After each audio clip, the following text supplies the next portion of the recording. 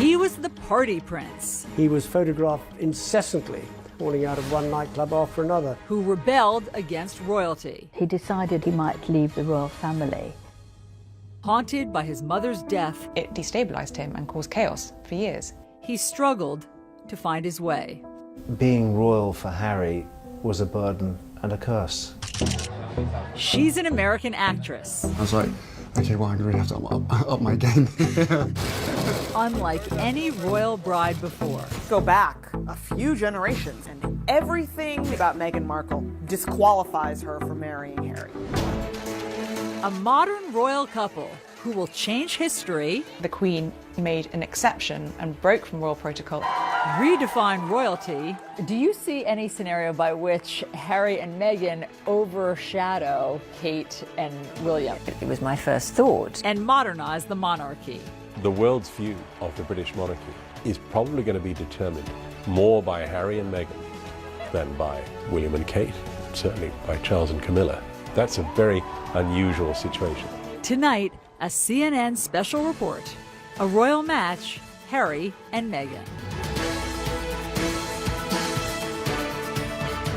I'd never even heard about her until this friend said Meghan Markle. I was like, right, okay, give me a bit of background. It is July 2016 in London when Britain's most eligible bachelor, Prince Harry, is set up on a blind date. It was definitely a setup. It was a blind date. I was beautifully surprised when I walked into that room and saw her, and there she was sitting there. I was like, okay, well, I'm going to really have to up my game. Harry ups his game, and they begin a whirlwind romance. Just weeks later, they're vacationing together in Botswana, Africa. We camped out with each other under the stars. She came and joined me for 5 days out there, which was absolutely fantastic. In the months that follow, they date long distance, meeting up in London and Toronto, where Meghan, an actress, is filming her TV show Suits. Wow, you're pretty. Good. You've hit on me. We can get it out of the way that I'm not interested. No. The whole time keeping their relationship a secret. I mean, when they first met, nobody knew about it. I mean, they are such a charismatic couple. Penny Junor wrote a biography about Harry.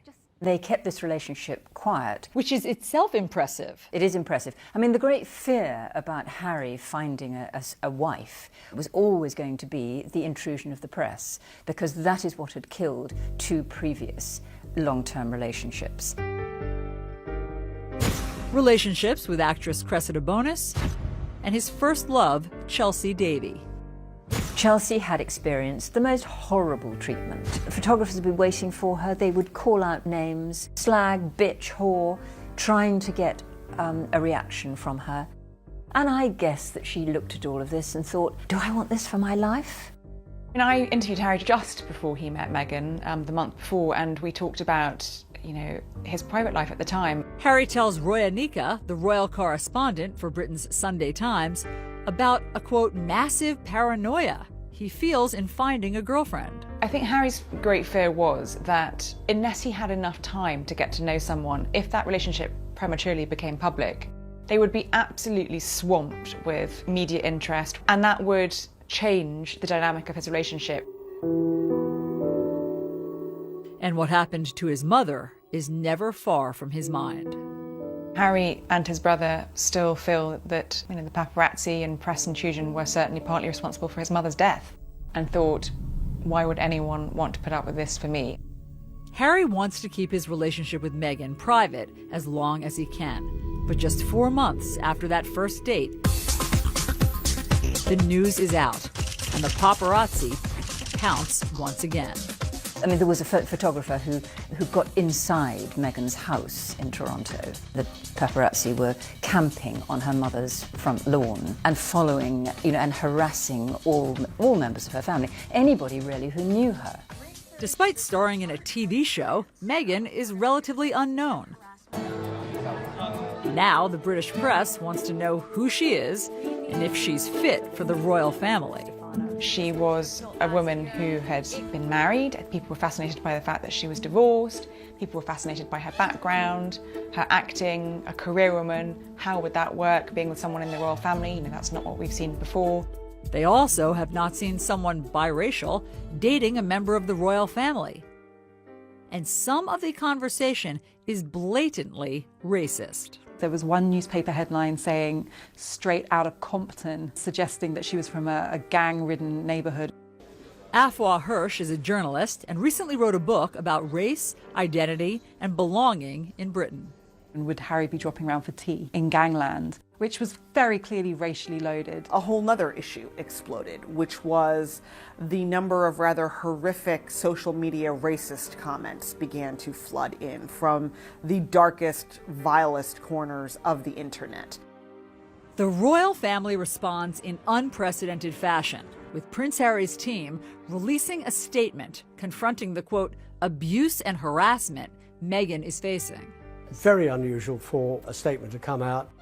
No one understands this better than Dickie Arbiter. He was press secretary at the palace for 12 years. He made the point, this is not a game. It's not a game, it's people's lives. And he was very angry, and it was a sort of back-off reminder to what they did to his mother. Why is it that you think that Meghan's upbringing, her race, why did that garner so much attention? In the past, members of the royal family, princes, would have married princesses. And when Harry's father, Prince Charles, was looking for a wife, it was also a requirement that a wife should be a virgin and a member of the Church of England. You just go back a few generations in the royal family, and everything that you can say about Meghan Markle disqualifies her from marrying Harry. Kate Coyne is the executive editor of People magazine. This is precisely why you had Edward abdicating his throne so that he could marry an American divorcee. Elizabeth's sister Margaret was in love with a divorced man and was not allowed to marry him. Wasn't Charles and Diana's wedding and marriage a wake-up call in some ways for the monarchy, that you can try to have somebody perfect, but it has to be chemistry and you have to let the person have the freedom to marry who they want? No, well, I think it was a lesson that they've learned. Harry is desperate for history not to repeat itself, and he's anxious to protect Meghan. Harry's statement was the most romantic thing a member of the royal family has ever done. And I think Engagement Watch was on from that moment. It was, let's wait for the ring. The ring comes in November 2017. Prince Harry has announced his wedding engagement to American actress Meghan Markle. And the royal family welcomes Meghan with open arms. The Queen made an exception and broke from royal protocol and invited Meghan to spend Christmas with the royal family and the Queen at Sandringham. That was the first time a royal fiancé has ever done that before actually marrying into the royal family. A powerful sign the monarchy and the Queen are modernizing and changing.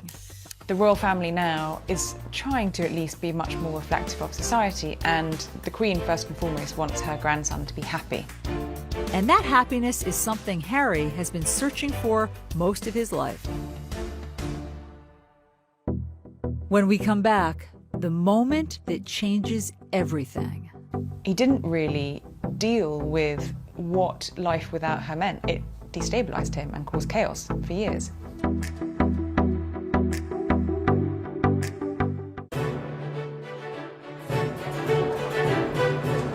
September 15th, 1984.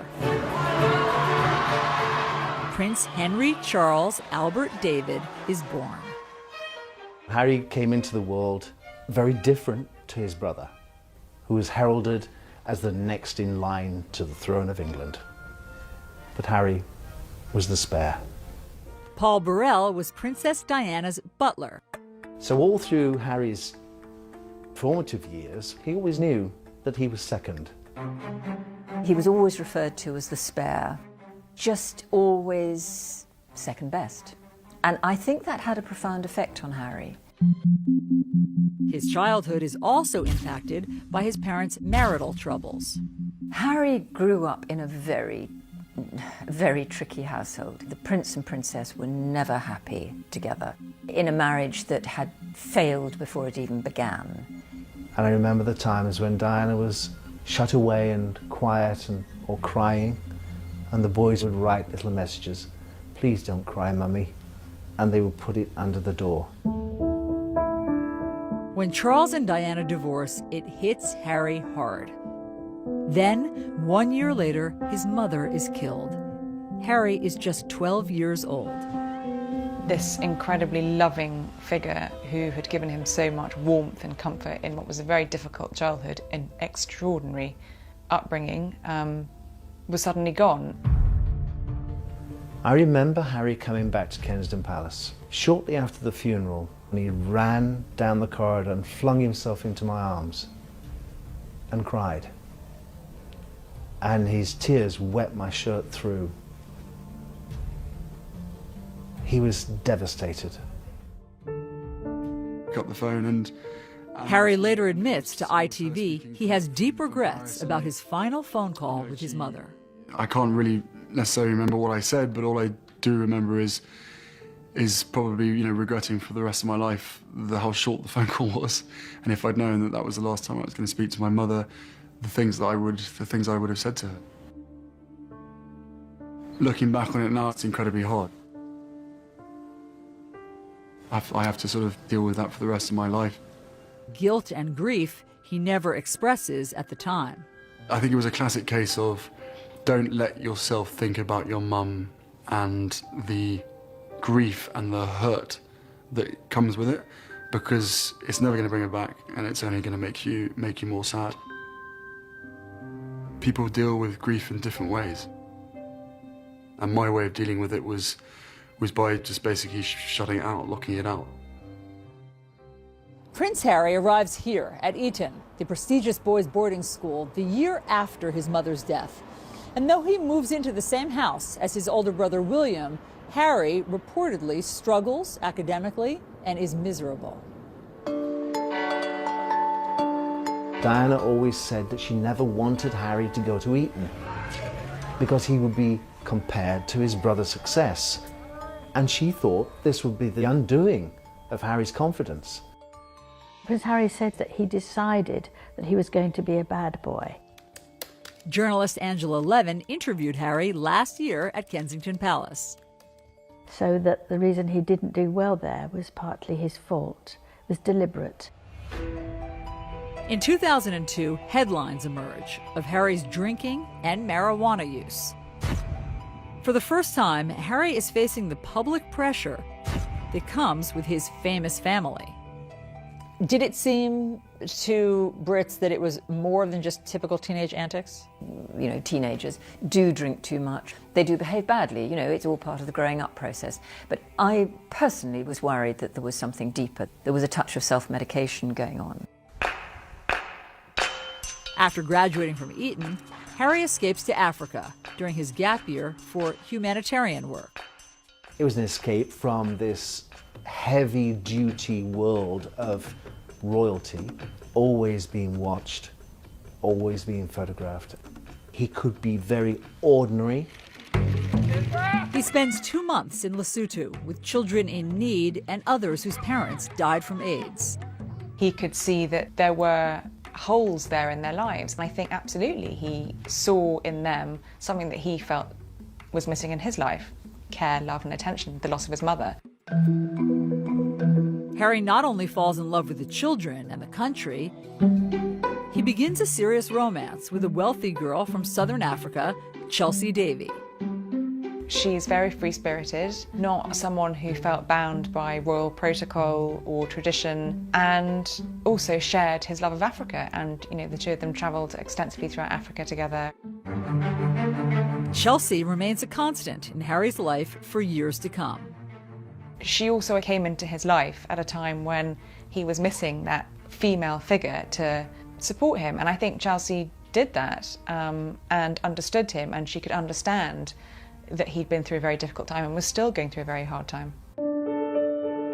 A very hard time that Harry struggles to overcome. When we come back, Prince Harry got so low that he decided at one point that he might leave the royal family. And then Meghan Markle's struggle with her biracial identity. She has heard the names her mother has been called, and she's well aware that that is happening for one reason only, and it's the color of her mom's skin.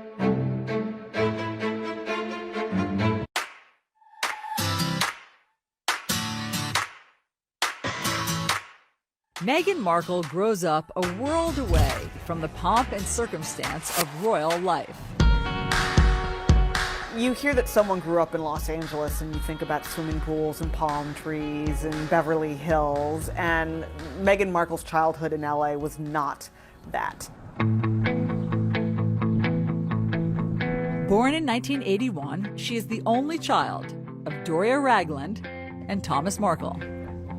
Meghan's father was a lighting director for a number of shows in the Los Angeles area, most notably Married with Children. He eventually became the director of photography, and that was the sort of behind-the-scenes, less glamorous side of Hollywood.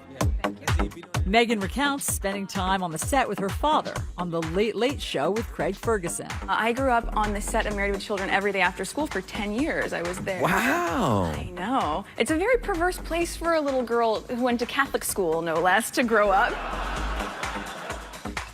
Meghan certainly had every reason to be dazzled by TV, film, the whole on-camera experience from a very young age because she grew up around it. We all knew she wanted to be an actress. Christine Knutson is Meghan's former teacher. She was in the musicals, she was in the plays. She would sparkle when she got on stage, and I think it was just kind of in her blood. She loved it. Despite two loving parents, Meghan struggles with her biracial identity. I think she was kind of grappling a little bit with the sense of her identity and trying to understand who she was. Josh Duboff is a senior writer for Vanity Fair who has covered Meghan. Her father was white, her mother was black. She said when she would fill out forms, there wasn't always a bubble that fit her to fill in. She didn't want to circle the one that was implying that her mother, was more important than her father or vice versa. Meghan's parents go out of their way to make sure she does not feel different, but special. Her dad gave her a sort of Barbie doll family in which there was a black mom Barbie doll and a white dad Ken doll and then a baby Barbie doll in each color. But even that kind of points to how difficult it is to be Meghan at that age because the children were still either black or white. There was no biracial Barbie baby doll for Meghan. While the Markle household deals with race head-on, years of built-up racial tensions in the country explode right in Meghan's backyard. She was driving, I think, with her mom, and I think there was like debris, and she thought it was snowing, and then she realized it was actually the LA riots. Riots that erupt when 4 white police officers are acquitted in the beating of a black man, Rodney King. A moment Meghan says impacts her at a young age. It definitely opened Meghan's eyes to the fact that this was a world that was not always going to treat her fairly and was not always going to be kind to her or to her family.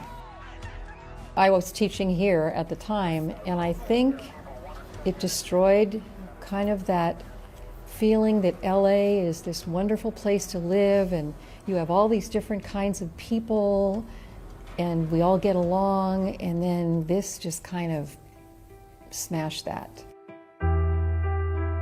It's a grim reality for an 11-year-old to face, and one that would always be present. Meghan witnessed her mother experiencing racism. She has heard the names her mother has been called, and she's well aware that that is happening for one reason only, and it's the color of her mom's skin. Meghan's early experiences with discrimination are not isolated to race. While watching TV advertisements for a class project, one commercial stands out to her. Women are fighting greasy pots and pans. In the ad, they implied that the product was just for women who were going to be at home doing the cleaning. 11-year-old Meghan tells Nick News what she thinks. I don't think it's right for kids to grow up thinking these things, that just mom does everything. She was irate because she thought, my dad does dishes. It's not just women who do dishes. Why would it be women across America? And she wrote a letter. So I was wondering if you would be able to change your commercial to people all over America. And wouldn't you know it, it worked. The gloves are coming off. People are fighting greasy pots and pans with Ivory Clear. It had to have been such wonderful reinforcement for her at such a young age that she could make a difference, that she could take a stand and have her voice heard and not be dismissed. When we come back, Prince Harry and the burden of royalty. She really did love him, but being with Harry and the huge circus that came with it was overwhelming for her. She didn't want to be a princess. I don't think any sane person wants to be a princess.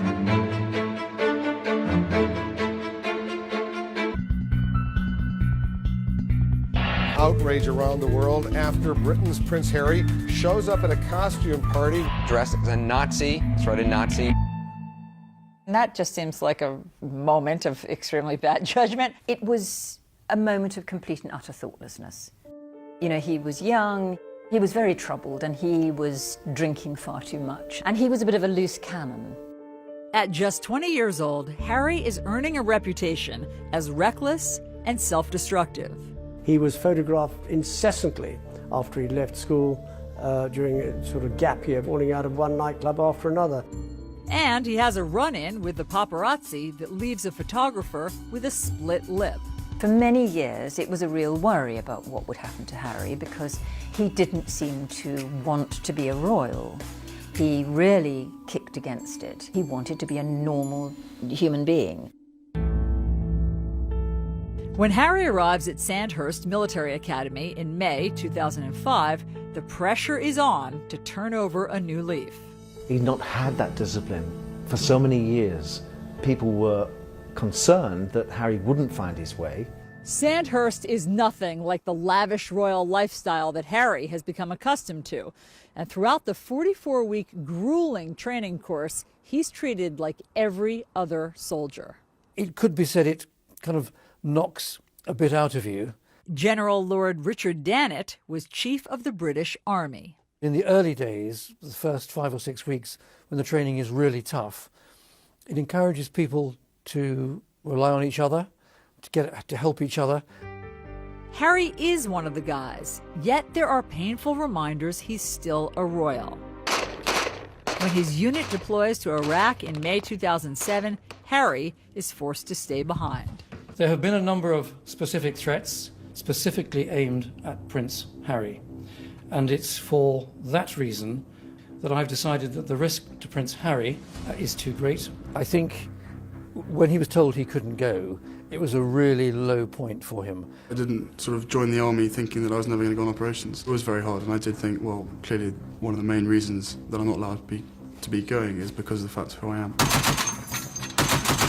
But months later, a secret deployment to Afghanistan gives Harry a taste of the front lines. As far as I'm concerned, I'm out here as a normal JTAC on the ground and not Prince Harry.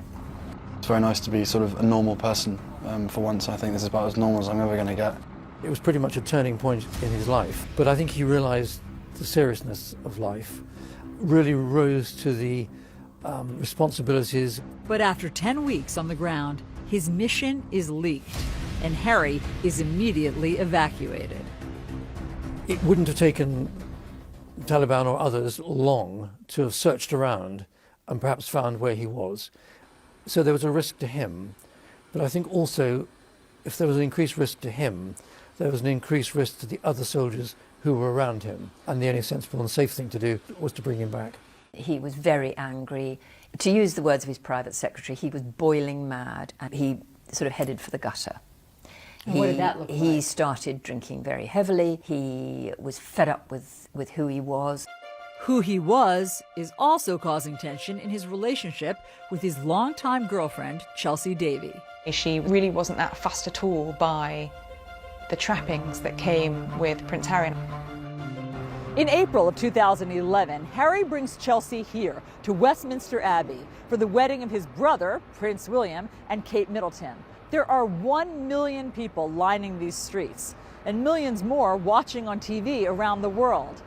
It's an intense spotlight that Chelsea struggles to cope with. And actually she was very determined that that would not be her life, and she wanted a career of her own, and ultimately I think that was one of the things that ended their relationship. She didn't want to live inside the goldfish bowl. Harry does not either, and he is determined to return to the battlefield. When he came to see me, he sort of sat rather slumped in a chair and said, "The trouble is, I can't be like a normal young man. But that time in Afghanistan had given him 10 weeks to be a normal young man, and he desperately wanted to replicate that again. And he accepted, and his private secretary accepted, that probably the only way he could go back was within the anonymity of being inside a helicopter, and he'd therefore need to learn to fly a helicopter. After 2 years of training, Harry not only becomes an Apache pilot, he is the top gun on his weapons course. He got it on his own. It wasn't because he was a prince. He actually had to fight really hard for it. He was one of the very top Apache attack helicopter pilots. Harry returns to Afghanistan in September 2012. He did exceptionally well. Brigadier Neil Sexton was Harry's commander on the ground. You go out there with the anticipation of having to use the Apache's weapon systems and to bring them to bear without any collateral damage, and also to conduct yourself in a way that's safe in the most demanding of environments. I actually believe that his success on those Apache aircraft was the making of Harry. I think Harry, who had spent all his life being second best to his brother, being the spare, suddenly found something that he could do, and could do better than anybody else. And that gave him confidence that he had never ever had before. And it changed him, I think. When Harry leaves the army after 10 years of service, his future is uncertain. I don't think there are any career options for a royal prince. It's easy for William. He's heading towards the throne. I think being royal for Harry was a burden and a curse because he was only the spare. What was his job? What was his way forward? As Harry finds his way, another romance is on the rocks. This time with his girlfriend of 2 years, Cressida Bonus.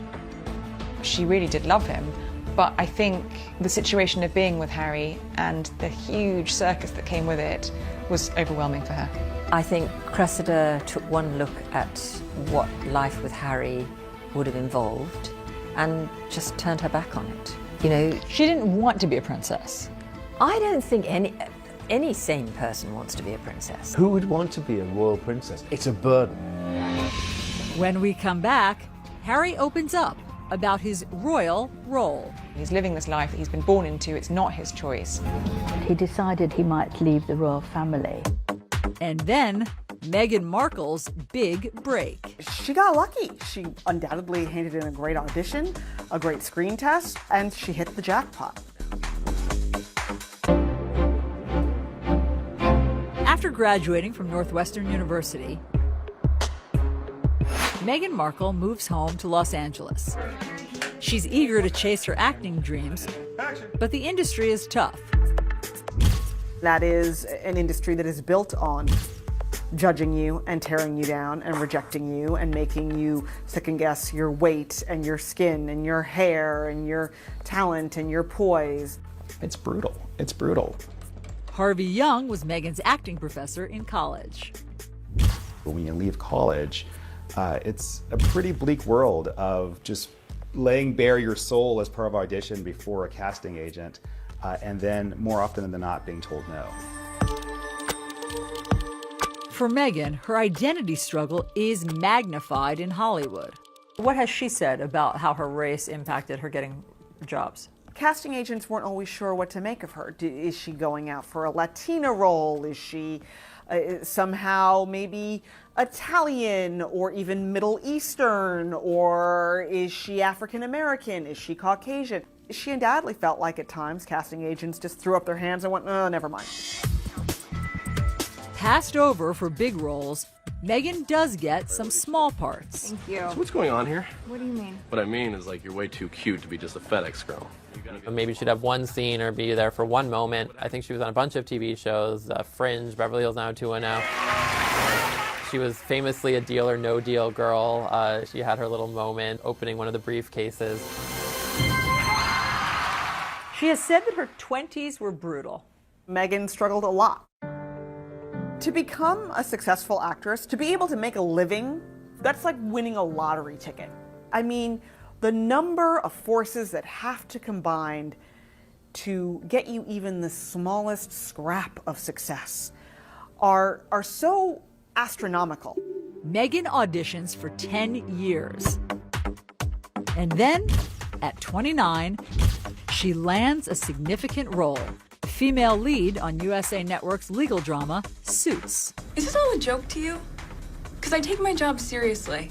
She got lucky. She undoubtedly handed in a great audition, a great screen test. She had excellent chemistry with her co-stars, and she hit the jackpot.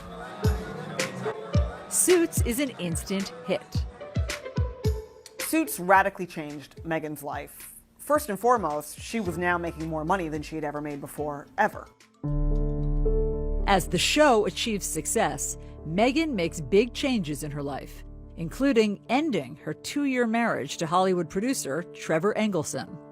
When they met, she was still largely an aspiring actress. He was an aspiring producer. They were essentially at the same place in their careers. And then Suits really took off, and they weren't going in the same direction anymore. She was filming in Toronto, he was in Los Angeles. There were thousands and thousands of miles between them. Determined to use her position for good, Meghan spends her free time advocating for women. During a panel discussion, Meghan recounts how the success of the show emboldened her to stand up for herself. Every script seemed to begin with, Rachel enters wearing a towel. And I said, nope, not doing it. At a certain point, you feel empowered enough to just say no. She wanted to encourage other women to feel like they could speak up in the same way. And Meghan uses her fame to fight for women's equality across the world. As an ambassador for the nonprofit World Vision, Meghan travels to a remote village in Rwanda, where young girls walk hours every day to access clean water for their families. This is the water that she's going through all this work to get. But all that changes when the World Vision team builds a new well. These girls are able to stay in school because they aren't walking hours a day to go and get water, and this clean water source has changed the entire community. She has a sense that if she's been given a platform, if she has some influence, that there's a responsibility she has to use that for good. Laura Dewar is the Chief Marketing and Development Officer for World Vision. And she travels with Meghan to India in January of 2017. They visit local businesswoman Suhani Jalata in Mumbai, where the lack of sanitary products and the stigma around menstruation keeps young girls out of school. Suhani's created a business where they make maxi pads. They manufacture them, and then she has a team of effectively salespeople that go door to door talking to women about how they handle menstruation. Meghan comes home and writes an essay in Time magazine drawing attention to the barriers to education for girls across India. And she continues to mentor Suhani to this day. She's really more than happy to, have a call and just talk about the issues that we might be experiencing or any help that we need from her, whether it's in terms of fundraising, in terms of marketing, or any kind of support like that. This is not a celebrity who floats in, who needs a platform issue to associate with their quote-unquote brand. This is a woman who's had a desire to help in some way for a very long time, promote the faces and stories of women, and to begin to elevate them. When we come back, Harry and Meghan and the future of the monarchy. Do you see any scenario by which Harry and Meghan overshadow Kate and William? Oh, yes, I do. It was my first thought. This could be a problem.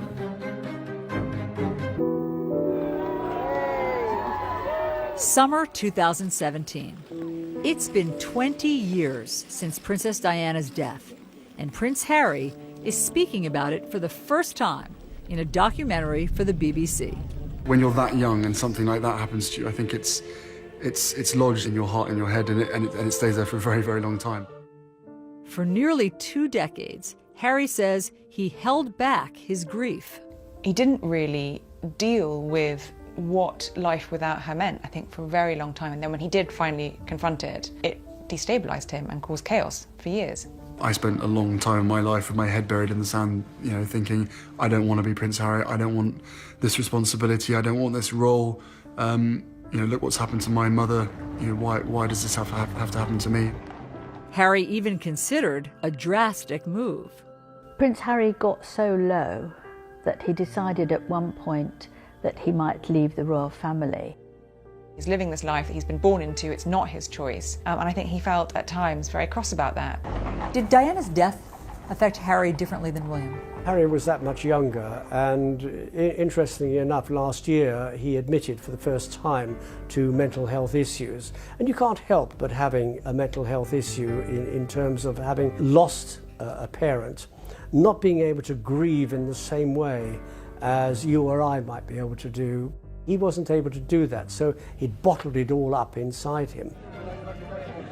Now, Harry is letting it all out, sharing his struggle as part of his Heads Together campaign with Prince William and Kate to end the stigma around mental health.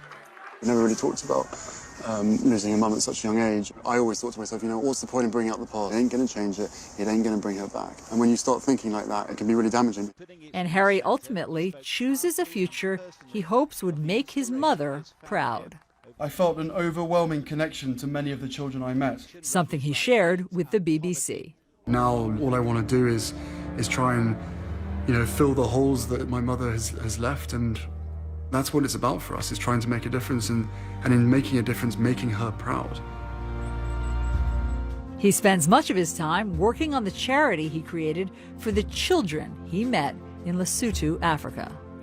You look at Harry's work with HIV and AIDS, that was something that his mother, as Harry said, smashed through the stigma of that when she was alive. And he's focused on the Invictus Games, an Olympic-style competition he started to give wounded veterans a chance to be defined by more than their injuries. It's life-changing. It really is life-changing for them. I think he has used his own experience of loss and sadness and bereavement to help these soldiers. And the bereavement doesn't just mean losing someone, it means losing yourself, I think, too. He's embraced who he is. It took him a long time to get there, but he now fully understands that being Prince Harry, he can make people's lives better by putting his name to things. He's making a difference. Through it all, Harry has endeared himself to the public, becoming one of the most popular members of the royal family. Harry is incredibly likable, and he is incredibly genuine. What you see is what you get. He is so natural with people, much more, I think he's the most natural member of the family. He throws out the rule book. And that makes him enormously valuable to the monarchy. The courtiers at Buckingham Palace used to say, "What are you going to do about Harry?" And now they're saying, Harry helps carry the monarchy forward. He will continue to do things his own way, like proposing to the woman he loves, not someone British royalty might expect. I think it's a wonderful coincidence that Harry has fallen in love with somebody who is American, mixed race, divorced, and a career woman. She is very representative of our society today, and I think that makes the monarchy much more user-friendly. And in Meghan, Harry has found someone who can cope with the role and is not afraid of the spotlight. Meghan was utterly enchanting when she appeared for the first time in Nottingham. She behaved as though she'd been doing it all her life. On Saturday, May 19th, Harry and Meghan will get married here on the grounds of Windsor Castle in St. George's Chapel. It will be a very traditional wedding for this very modern royal couple.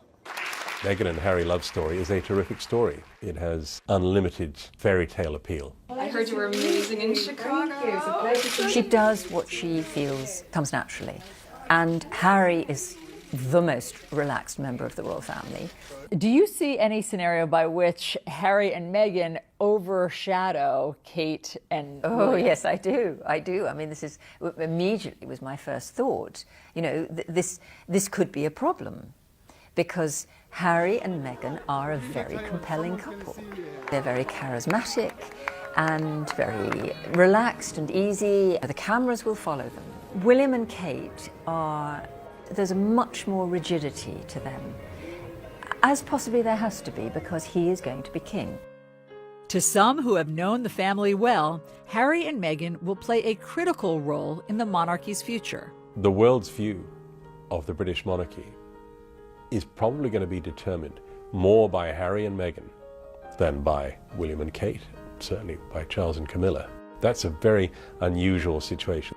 The royal family need Harry to bridge the gap between the people and the monarchy, because without that connection, the royal family wouldn't survive.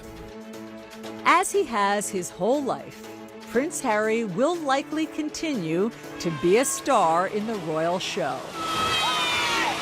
With his irresistible appeal, down-to-earth charm, and, like his mother, a natural ability to connect. With Meghan by his side, this modern royal couple are on course to redefine Britain's most famous family and change the monarchy forever.